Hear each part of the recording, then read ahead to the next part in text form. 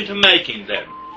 I really believe that you will find them not only fascinating, but real eye-openers. Of course, the first and foremost important of ingredients are the bones, of which none of this would be possible. As I've already pointed out, these creatures were no longer based on very old, sometimes incomplete specimens, which incidentally led to inaccurate animations or reproductions based on more guesswork and assumption than accuracy. Just a little look at Crystal Park in England shows you how the world first saw these creatures, created from the fragmentary fossils discovered all those years ago. While parks like this one contain what we know as grossly inaccurate reconstructions, they still hold valuable history on how far we have come in these fields and lessons on how we should approach new discoveries. So, if the recreations we see nowadays are the most stunning and accurate to date that movie producers show us, where in the world do they get the evidence to do so?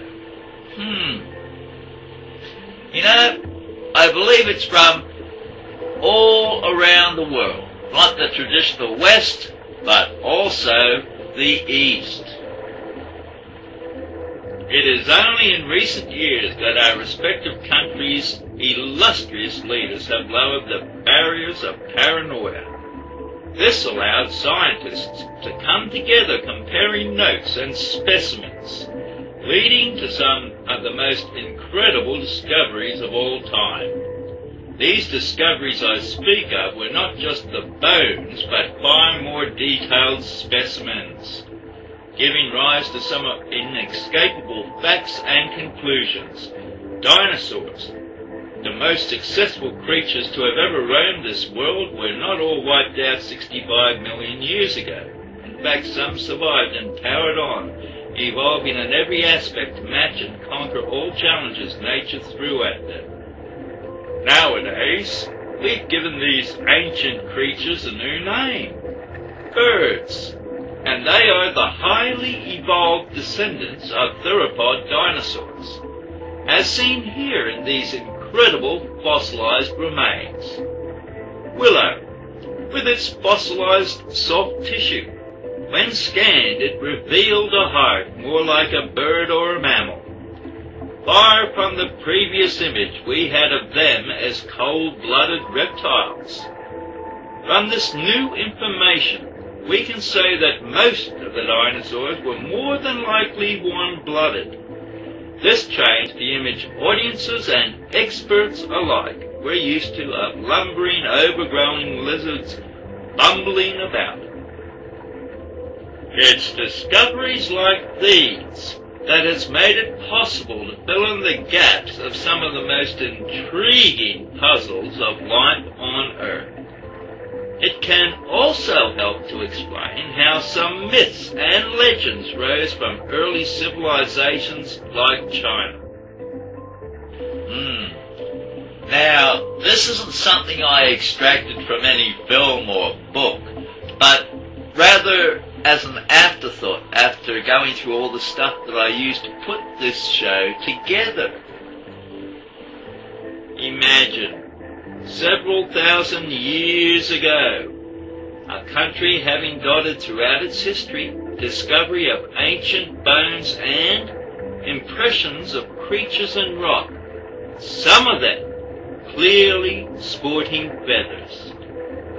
Even with their primitive tools, Chinese workers employed in quarries by a ruling family came across them. Feathered impressions of half-bird, half-lizard creatures embedded in rock. They probably produced paintings of what these creatures may have looked like, offering them as gifts to their leaders, giving rise to the first legends of dragons. Given the incredible clarity and detail of these modern fossils that have survived plunderers and given that they are only some of many that have been pulled from the ground over countless centuries and dynasties, a nation like this isn't too far-fetched. Howsoever, that is a story for another time.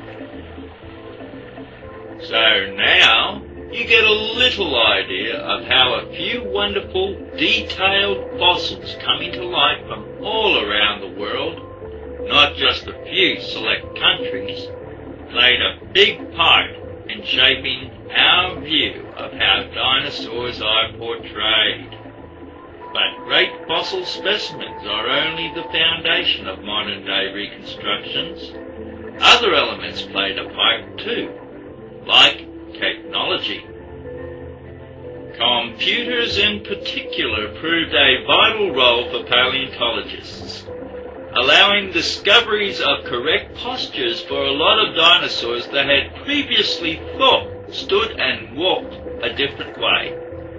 These incredible machines provided them a closer scrutiny of skeletal structures, helping specialists see how they should be fleshed out amongst other things, all of which would not have been possible without them. This meant hours upon hours of work pulling on the experience and knowledge of computer programmers and animators, all working together as a team with a common goal, bringing the extinct back to life.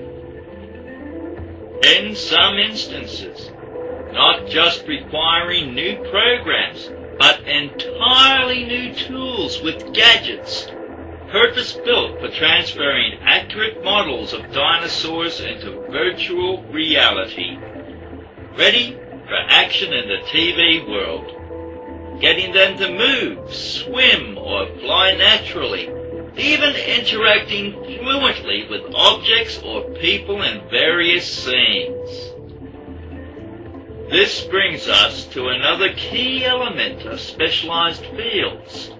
People needed to build and operate these new generation technologies like electronic puppetry, special effects for action and reaction of objects and scenes that a virtual creature's body part may well come in contact with. Contrary to initial fears, though, it did not spell the end of people's jobs in the industry, but rather a huge increase. If the braveness to use these new technologies in achieving such stunning results has taught us anything, it is that, just like the extinct creatures recreated, industry needs to evolve too. Blending the old with the new proved to be a key fruitful future.